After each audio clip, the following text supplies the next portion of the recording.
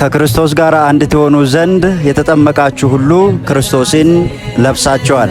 እንኳን የ2018 ብርሃነ ጥምቀቱ በሰላም አደረሳችሁ፣ በሰላም አደረሰ።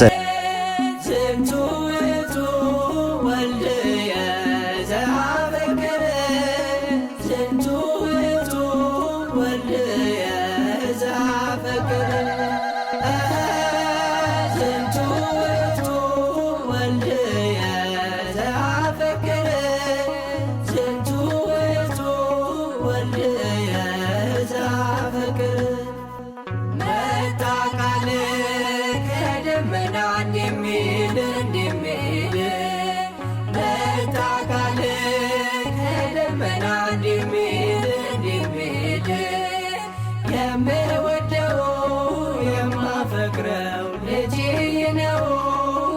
የምወደው የማፈቅረው